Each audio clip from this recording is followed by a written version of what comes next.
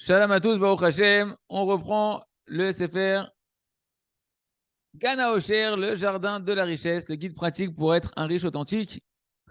Et on va voir aujourd'hui ensemble un point très important, c'est que une personne qui joue au jeu d'argent, comme on est en train d'expliquer cette notion-là, qui est quelque chose d'un fléau dans notre génération, quelqu'un qui joue, qui parie, etc., il doit comprendre que son profit se fait sur la souffrance des autres.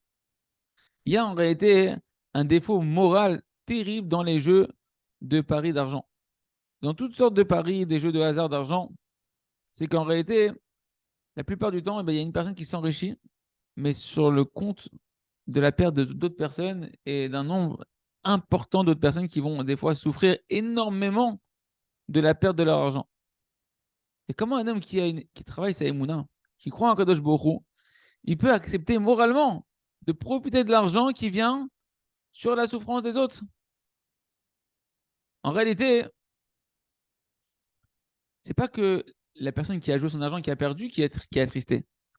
Parce que comme on l'a vu ensemble, c'est pas que son argent qui perd une personne quand elle perd son argent. Elle perd l'argent de toute sa famille, sa femme, ses enfants. Et des fois, il a engrangé de l'argent d'autres personnes qu'il a emprunté, à qui il devait de l'argent, etc. Ou bien des fois, déjà de l'argent qu'il avait volé déjà d'autres personnes.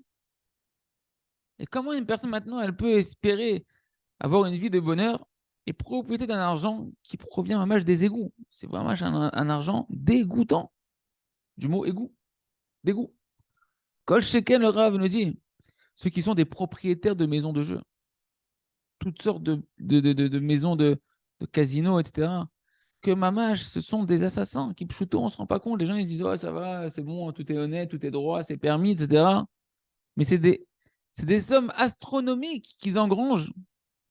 Mais sur le compte de qui? Sur le compte de. Ils savent très bien que 99% des gens ils vont souffrir, qu'ils vont se faire séduire et qu'ils vont y perdre ici en réalité toute leur richesse et tout ce qu'ils ont besoin dans leur famille. Et encore une fois, comme on l'a dit, c'est la souffrance de la famille qui va derrière. Que les gens qui sont addicts au jeu d'argent, on sait que c'est les premiers qui en payent les pots cassés, c'est la femme et les enfants. Et eux, maintenant, en plus, qu'est-ce qu'ils font dans ces maisons de jeu? Ils les aident. C'est pas genre juste ils les laissent venir.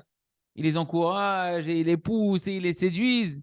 Eh bien, si tu veux, je te fais des prêts et on peut te prêter pour le jeu. Peut-être tu vas gagner, tu vas rembourser après, etc. Pour que les gens ils puissent continuer, même s'ils n'ont pas d'argent, à continuer à jouer, continuer à investir, etc. Et les gens, ils y laissent leur vie. Ils dilapident tout leur argent dedans. Et on n'a pas conscience que ceux qui sont à la tête de ces entreprises là de jeux, ils sont en train de tuer des familles entières, que Dieu nous en préserve. Combien de gens ils souffrent? Et nous, on a au téléphone des gens comme ça, des gens que mon mari, il n'en peut plus, j'en peux plus, il joue au jeu, etc. Il faut qu'il arrête.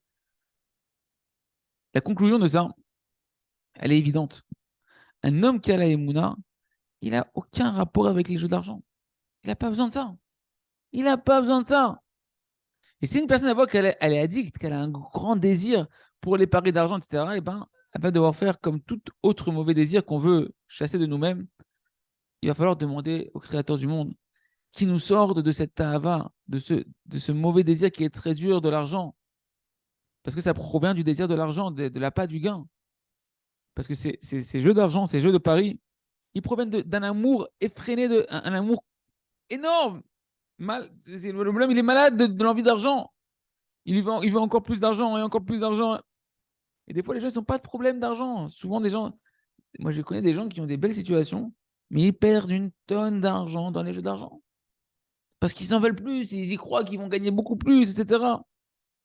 Donc, une personne, elle doit énormément prier sur la Emouna. Hachem, donne-moi de la Emouna. Donne-moi de la Emouna. Parce que tout mon désir de l'argent, des jeux de paris, etc., ça provient de l'hérésie, d'un manque de Emouna. Que j'ai pas la Emouna, que toute ma parnassa, elle a été fixée depuis Rosh Hashanah. Et qu'il n'y a rien qui va la bouger. Et en plus que ça, celui qui est Ma'amin, Ken, et qui a mais qui a une Emouna qui est un peu falsifiée. C'est-à-dire qu'il croit que par les paris, il va gagner des sommes astronomiques, etc. Chez l'auberge Gachataboré, sans que ça passe par la providence d'Akadosh Baruch Hu, de Shalom. Qu'est-ce que tu vas lui dire? Tu vas lui dire quoi? Tu penses, ah, peut-être que le Créateur, il veut te donner l'argent, il veut faire passer la Hashgacha pratique par les jeux d'argent, etc. Tu dois savoir Kadosh Baruch Hu, il a une infinité de chemins pour t'amener ton argent. Il n'a pas besoin de ton aide pour t'amener ton argent, Kadosh Baruch Hu.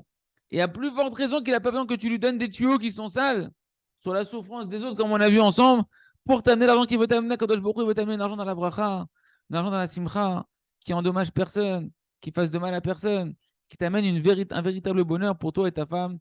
Et Ratzon Sheniske le Emuna Shlema, de se renforcer dans la Emuna, que la parnassa vient de Kadosh Baruch Hu. Kadosh Baruch Hu peut nous amener la parnassa comme il a fait tomber du ciel dans le désert. Comme ça, il peut la faire venir devant chez nous. Il reste chez les Kolze, Chazak ve Nitrazek.